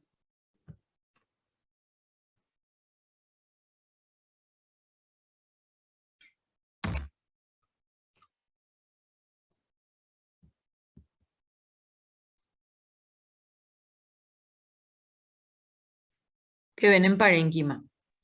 Está distribuido de forma difusa. E parece que está ocupado, doutora. ¿Y cómo describirías? Acá, por ejemplo, se ve bien. Poderia ser em Planalto e Avera? Ou não? No. Ese es un patrón que vamos a ver en la tomografía. ¿Te acordás del patrón miliar? Sim. ¿Te parece eso? Seria presença de micronódulos, doutora? Micronódulos, exactamente, ¿sí? Entonces, si vos ves acá, tenés como un puntillado, ¿sí? Son todos micronódulos, ¿sí? Se ve mejor en donde no hay superposición con las costillas, ¿sí? Entonces, el paciente tiene micronódulos de distribución bilateral y difusa, ¿sí? Otra cosa que les llama la atención, o podemos hablar acá de un patrón miliar.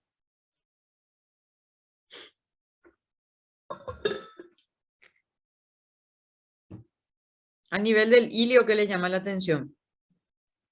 Los senos costofrénicos borrados podría ser también. Seno costofrénico está acá y no está borrado. Este es el izquierdo y acá está el derecho, pero justo está la mama también. Acá lo que podría hacer, que está un poquitito borrado.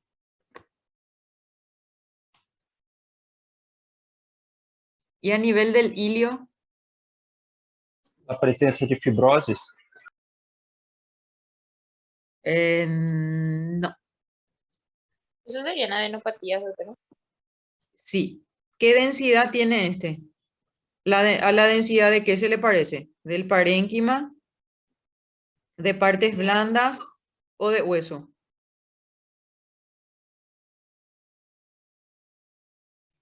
E La seria de densidad hueso?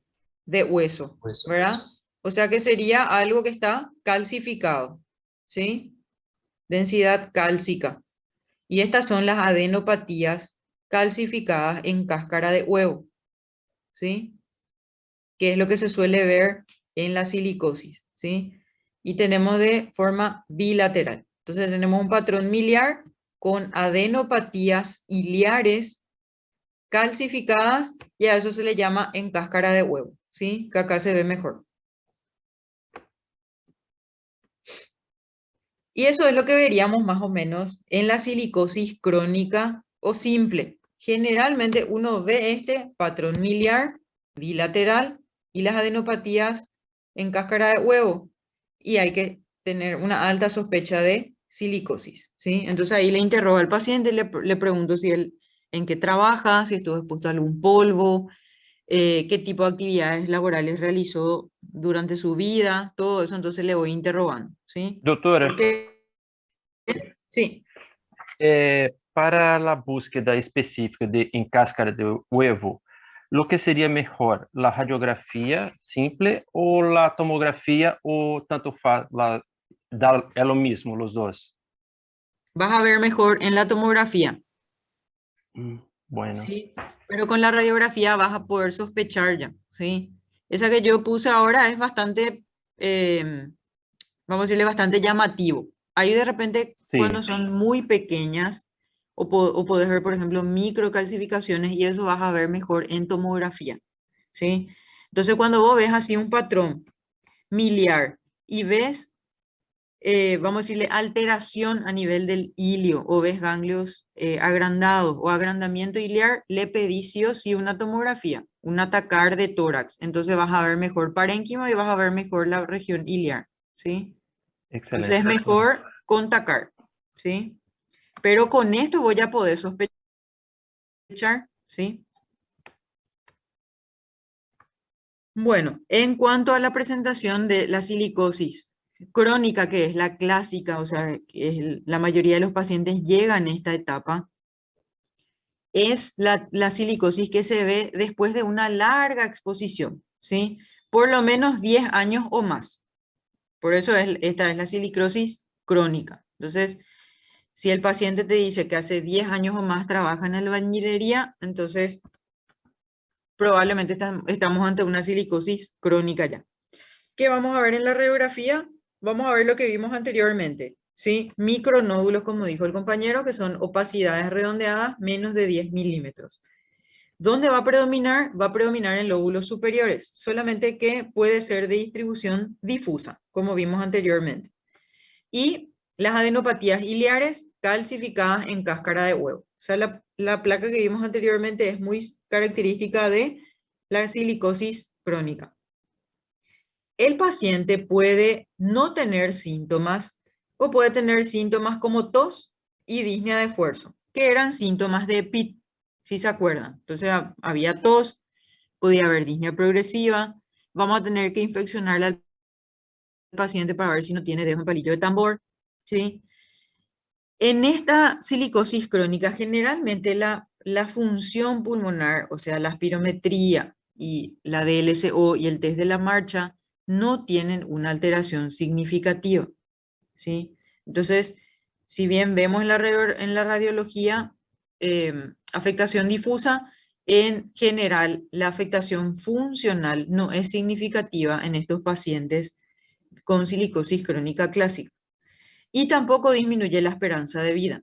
Entonces, esta sería una de las silicosis más bonitas o de las más bonitas en cuanto a la presentación clínica, ¿sí? Que se ve de 10 años o más después de la exposición. Esta es la tomografía. Si ven acá, ven mucho mejor lo que serían los micronódulos. Y acá tenemos un nódulo subpleural. Tenemos otro nódulo. Entonces, muchos nodulitos. Este sería un patrón miliar. Múltiples nódulos de tamaño menor a 10 milímetros distribuidos de forma difusa. Esto sería un atacar, ¿sí? Vemos mucho mejor el parénquima. ¿Qué pasa con la otra presentación clínica de la silicosis? Que en este caso es la silicosis ya crónica pero complicada. Acá ya se complicó el paciente y vamos a tener que esos nódulos que eran pequeños van a juntarse y van a formar nódulos más grandes, ¿sí? Entonces ya no vamos a ver tanto el patrón miliar, vamos a ver ya nódulos. O sea, de micronódulos pasamos a nódulos que tienen más de 10 milímetros. Eso también ocurre después de años de exposición y puede inclusive ocurrir después de que el paciente ya no se expuso al sílice. Una vez que se expuso y ese paciente tiene predisposición, puede desarrollar la enfermedad en cualquier momento. Nuevamente la clínica otra vez, disnea de esfuerzo y tos, similar a la silicosis crónica clásica. Y acá, ¿por qué es complicada? Porque ya hay alteración de la espirometría, ¿sí? Habíamos dicho que el volumen pulmonar disminuye, entonces el patrón que tenemos en la espirometría es un patrón sugerente de restricción. Y también ya tenemos disminución de DLCO, o sea que la afectación de la difusión del monóxido de carbono ya está alterada también en estos pacientes con silicosis crónica complicada. Entonces, complicada, ¿qué se diferencia de la clásica? Que los nódulos son más grandes y que ya hay alteración de la función pulmonar. ¿Qué complicaciones pueden haber acá? Como ya tenemos disminución de la difusión del monóxido, va a haber insuficiencia respiratoria hipoxémica y puede haber también ya una afectación cardíaca de origen pulmonar, a lo que llamamos cor pulmonar. Entonces, de ahí es que esta silicosis es ya complicada. Se altera la función pulmonar y pueden aparecer complicaciones como una insuficiencia respiratoria hipoxémica. Acá vemos que está afectado más el campo superior, ¿sí? Bilateral, en donde los nódulos lo que hicieron fue coalescen o se unen y forman nódulos mucho más grandes. Y acá lo que nos muestra en azul es el hilio. ¿Qué les parece que el hilio acá subió o bajó? ¿Está más alto o está más bajo? Alto. Está más alto, ¿sí? Entonces, estos nódulos que se están formando acá ya están produciendo una fibrosis y esa fibrosis estira los hilios hacia arriba, ¿sí? Entonces, está haciendo una fibrotelectasia de lo que serían los lóbulos superiores. Así es como vería en la tomografía. Estos serían ya imágenes nodulares, ¿sí? Que prácticamente ya tienen luego tamaño de masa. Vemos las calcificaciones acá, si bien tiene calcificaciones en la aorta, ¿sí? Vemos algunas calcificaciones también acá en los ganglios, pero en este caso mediastinales. Doutora, em este Sí, caso, em la complicada, tem diminuição da expectativa de vida? sí, en este caso sí ya, porque ya hay compromiso de la función pulmonar y ya hay complicaciones, tanto a nivel respiratorio como también pueden haber complicaciones a nivel cardíaco. Entonces la expectativa de vida en estos pacientes sí ya disminuye en la complicada.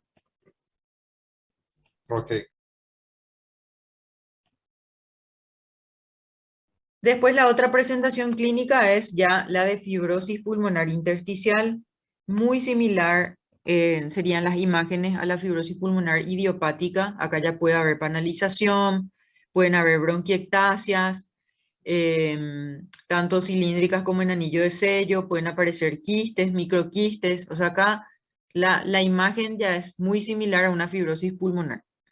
El síntoma principal en este caso es la disnea y también en realidad la tos, ¿sí? ¿Por qué? Porque dijimos que al estar estirado ese parénquima, eso también produce tos y es una tos sumamente difícil de sedar. ¿Por qué? Porque ni los medicamentos centrales muchas veces no funcionan y el paciente tiene mucha tos seca.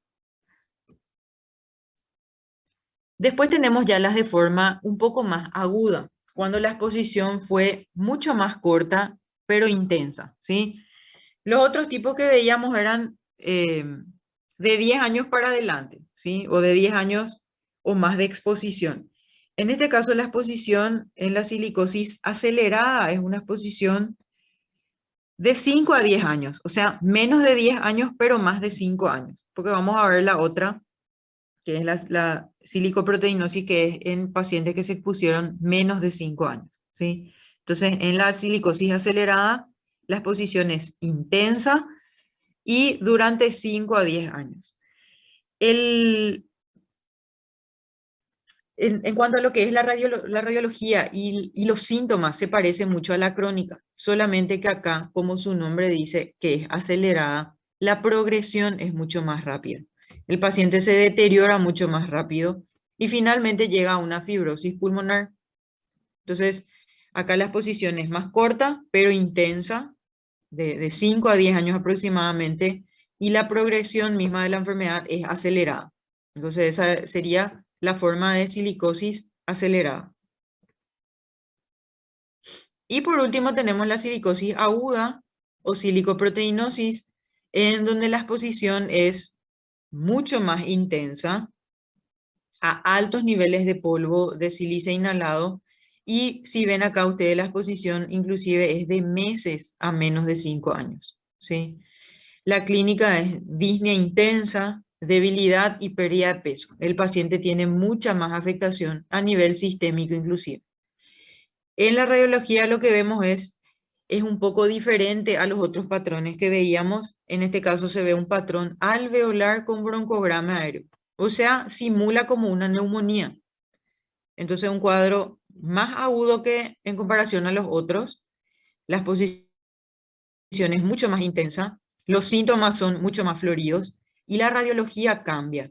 Es un patrón alveolar con broncograma aéreo. Y también acá predominan campos inferiores, porque en los otros tipos predominaba en los campos superiores.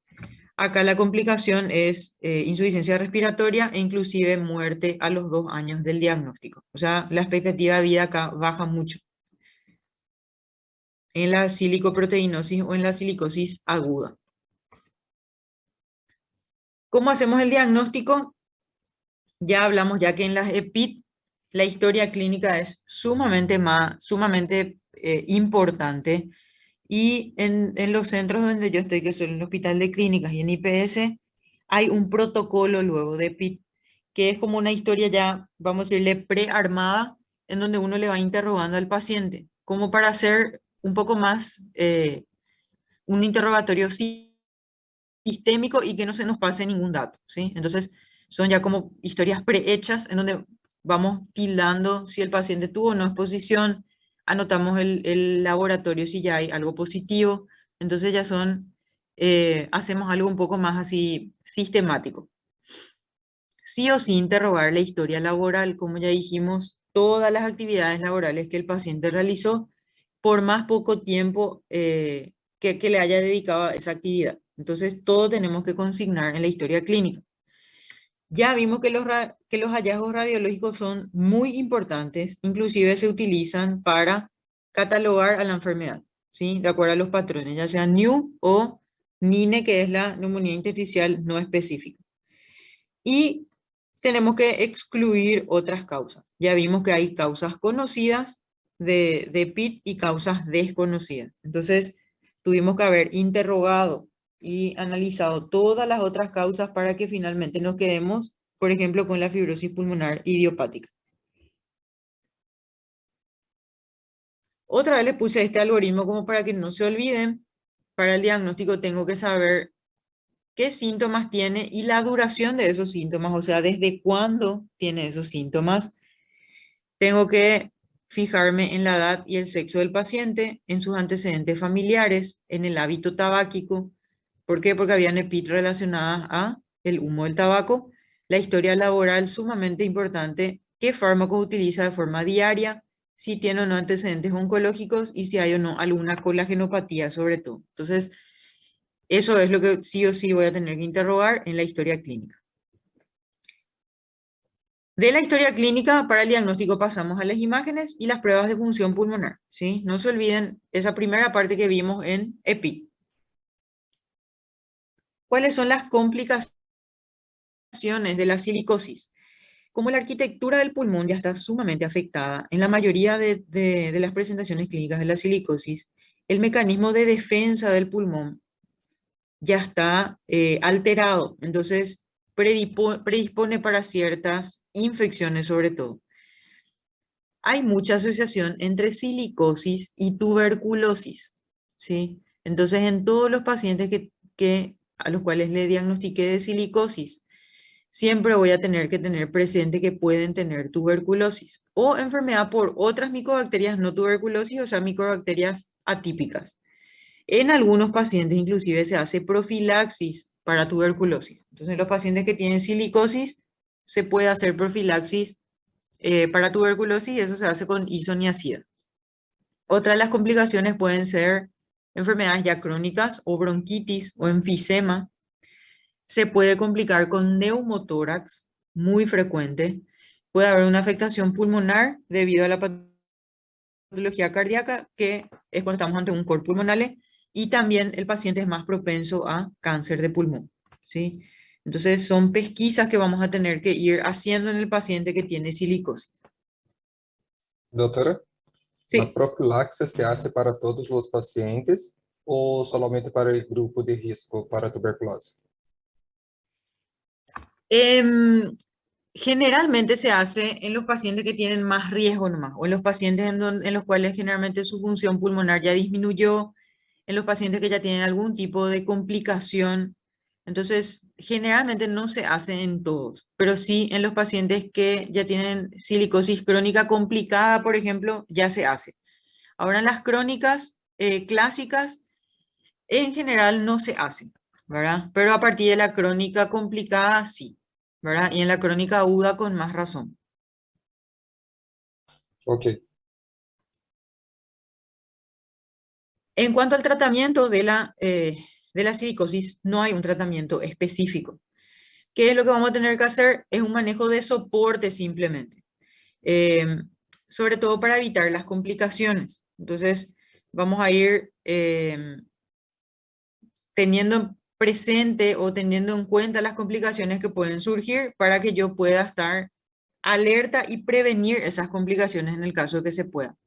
Acá les puse justamente evaluar quimioprofilaxis, no vamos a hacer en todos, pero eso se evalúa paciente a paciente, o si el paciente está en un ambiente de repente donde hay riesgo de que el paciente se exponga, algún paciente que tiene tuberculosis, entonces en esos casos, por ejemplo, sí podemos hacer.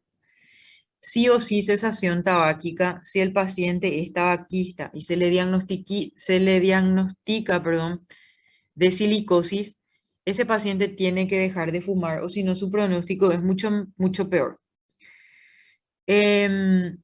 Sí o sí nuestros pacientes con silicosis tienen que recibir la vacuna contra el neumococo y contra la influenza. ¿Sí? ¿Por qué? Porque son pacientes ya con una patología pulmonar crónica. El trasplante puede ser una alternativa, sobre todo en pacientes que son jóvenes. ¿Sí? ¿Por qué? Porque no es una patología, vamos a decirle, sistémica, sino que está relacionada con la exposición, ¿verdad? Pero generalmente, al menos acá en nuestro país, no hay luego trasplante de pulmón, ¿verdad? Y los trasplantes de pulmón no tienen muy buena sobrevida, pero es una alternativa para ciertos casos específicamente en personas o pacientes muy jóvenes. ¿Cómo podemos prevenir la silicosis? Y acá un poquitito de salud pública, ¿verdad? La prevención primaria, secundaria y terciaria. La primaria es tratar de prevenir luego la enfermedad, ¿sí? Entonces, la primaria es la que vamos a hacer como para prevenir de entrada la enfermedad, que es como controlar los niveles de polvo respirable, que ya habíamos hablado que son menores entre 0,5 y 5 micras. Entonces, tiene que haber un control en todos los lugares, ya sean las fábricas, ya sean los lugares donde se está construyendo, tiene que haber un control de esos niveles de polvo. Y recomendar medidas de protección. Si ustedes ven acá, el paciente tiene una máscara, ¿sí? Inclusive con filtro, y tiene otra vez un protector facial. Entonces, tenemos que recomendar las medidas de protección personal y controlar los niveles de polvo respirable. Esa sería la prevención primaria. En cuanto a la prevención secundaria, ya es cuando el paciente ya está expuesto a ese polvo. Entonces yo le tengo que ir controlando a ese paciente, que no aparezcan síntomas, que no cambie la imagen. Si el paciente fuma, tengo que aconsejarle que deje de fumar. Tengo que controlar que no aparezca tuberculosis. Entonces, en eso consiste lo que sería la prevención secundaria. Y la prevención terciaria ya es cuando se diagnostican casos de silicosis, en donde lo que se hace es evaluarle ya al paciente, vamos a decirle de manera crónica, o hacerle un seguimiento ya al paciente. Nuevamente mencionamos otra vez acá el control de la infección tuberculosa, ver si tenemos que hacer o no profilaxis, y si hay algún otro síntoma respiratorio, por ejemplo, obstrucción al flujo de aire, que se va a manifestar por chillido de pecho, por ejemplo, por sibilancias, voy a tener que tratar todos esos síntomas nuevos que surgen, ¿sí? Y finalmente, si se complica con una insuficiencia respiratoria, probablemente el paciente va a necesitar de oxígeno crónico domiciliario. Entonces, esos serían los niveles de prevención de la silicosis.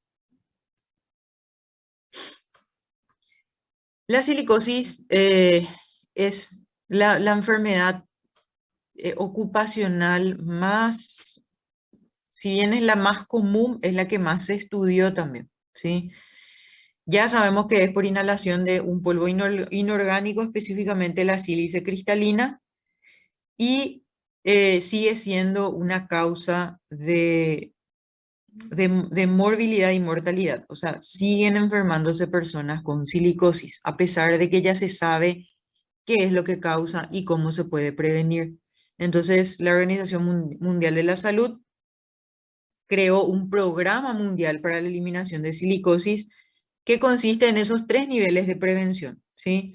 Pero ese programa tiene sus falencias y se siguen diagnosticando pacientes con silicosis. Entonces, es una enfermedad ocupacional que la Organización Mundial de la Salud inclusive creó ese programa mundial para tratar de prevenir o eliminar la silicosis, pero siguen apareciendo casos porque la prevención no se hace en forma. Bueno, ¿qué tal hasta acá? Y bien, doctora. Bueno, y para terminar ya, les puse solamente un caso clínico, ¿sí? Entonces, la silicosis lo que tenemos que saber es la presentación clínica de acuerdo acuérdense que es de acuerdo al grado de exposición y al tiempo de exposición. Y recuerden cuando se afecta la función pulmonar. Entonces, una vez que se afecta la función pulmonar, aparecen complicaciones, la expectativa de vida también disminuye, ¿sí? Es una patología que si bien se puede prevenir, es una patología que se sigue diagnosticando y sigue causando enfermedad, discapacidad e inclusive muerte. Entonces es una enfermedad que tenemos que conocer y tratar de prevenir, ¿sí? Una vez que diagnosticamos, hacerle el seguimiento del caso, ver si necesita profilaxis de tuberculosis, seguirle con las pruebas de función pulmonar. Entonces, eso serían, vamos a verle los tópicos que tenemos que tener en cuenta para silicosis. Este caso es un varón de 32 años sin hábitos tóxicos, o sea, niega tabaquismo, niega etilismo y refería a disnea de grado 1, según la MRC, que es la escala que generalmente utilizamos para medir la disnea.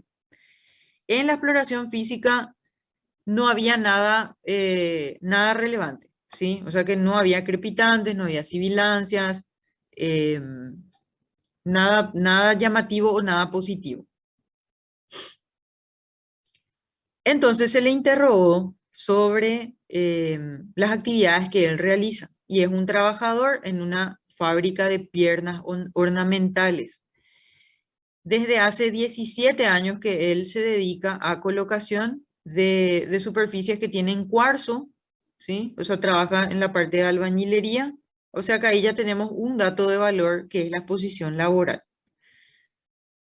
En la radiografía de tórax mostró nódulos en ambos pulmonares y predominaban en los campos superiores.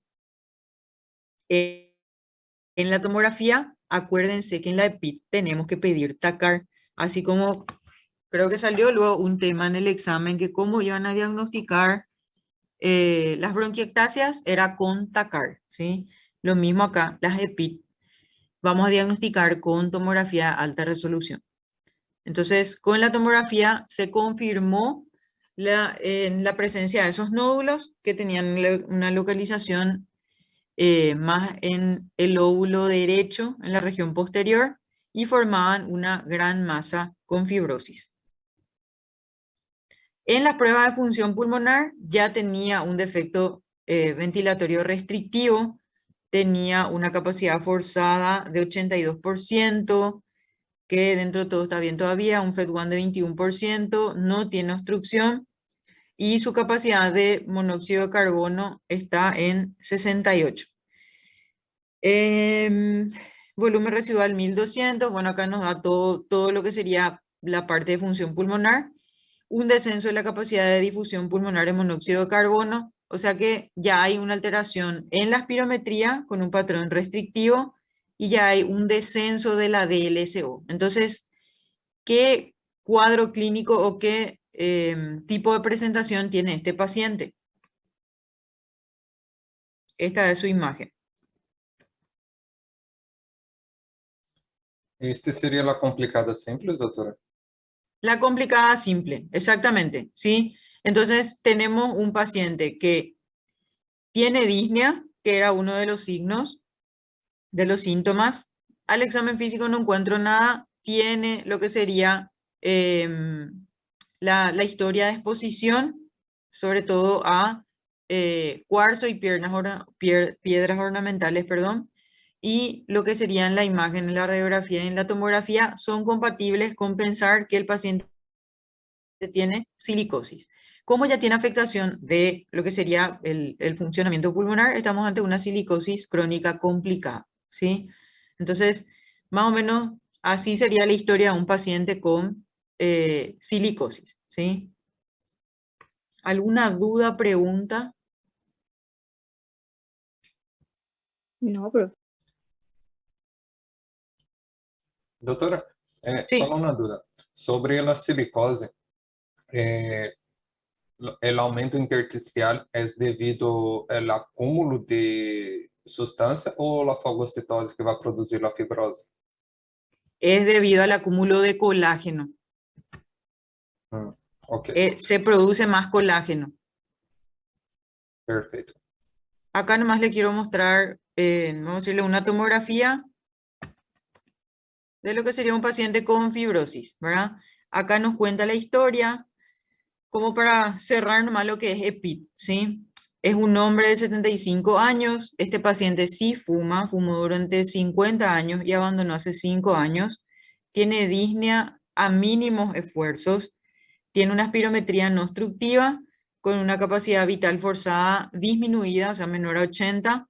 En la radiografía muestras datos de fibrosis pulmonar y acá, como ustedes ven en la historia, ponen no tiene antecedentes de exposición a asbesto ni ninguna otra exposición laboral, no contacto con aves o plumas, no otras enfermedades conocidas dentro de lo que son las colagénicas y tampoco toma ninguna medicación potencialmente fibrogénica. Entonces, más o menos así se presentaría la historia. Entonces, acá, como para que ustedes se acuerden nomás que hay que interrogar, ¿sí? El paciente está vaquista, se le interrogó sobre su exposición laboral, entonces se niega que se expuso al asbesto o algún otro polvo, no tiene contacto con animales para que nos haga pensar que puede ser una neumonitis por hipersensibilidad, no tiene enfermedades colagénicas que nos hagan pensar que su EPIT es por eso, y tampoco toma ninguna medicación fibrogénica, ¿sí? Entonces en su tomografía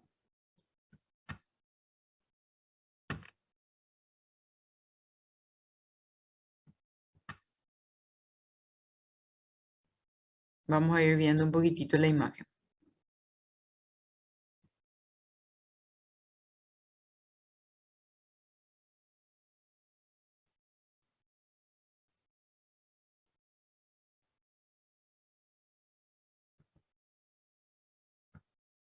Está nomás un poco lento el programita.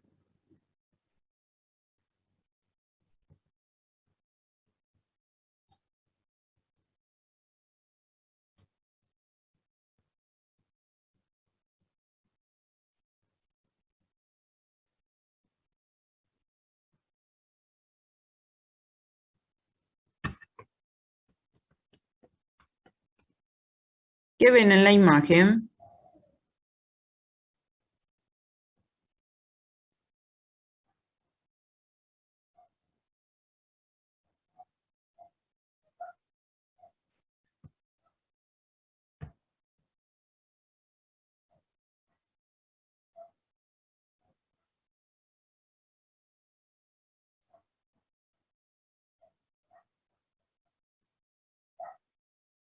Ella cargó todo. ¿Qué ven en la imagen?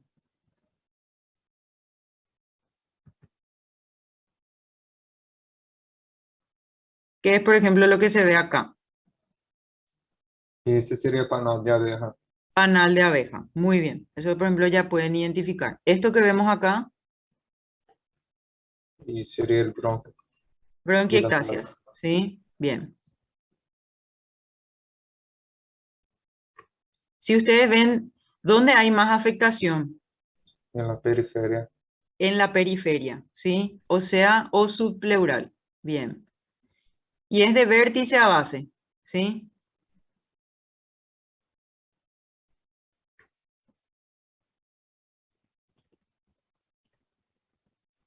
Y después vemos más afectación en bases, ¿sí? Y esto es lo que generalmente se escuchan cuando tenemos estas imágenes, es que se escuchan los crepitantes, tipo velcro, ¿sí? La afectación, si bien es de vértice a base, es mucho más en bases, ¿sí? Entonces ese sería un patrón new. Este paciente, como todo está negativo, o sea, él no tiene ninguna exposición, no tiene ninguna enfermedad colagénica, no toma ninguna medicación fibrogénica, se le cataloga como fibrosis pulmonar idiopática. Entonces, una vez que descartamos todo esto y al tener la imagen compatible con fibrosis, es que le vamos a catalogar como fibrosis pulmonar idiopática, ¿sí?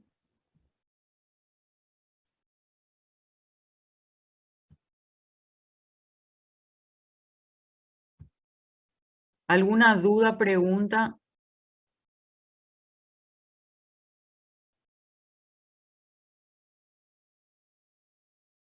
Por mi parte, no, doctora. Ok.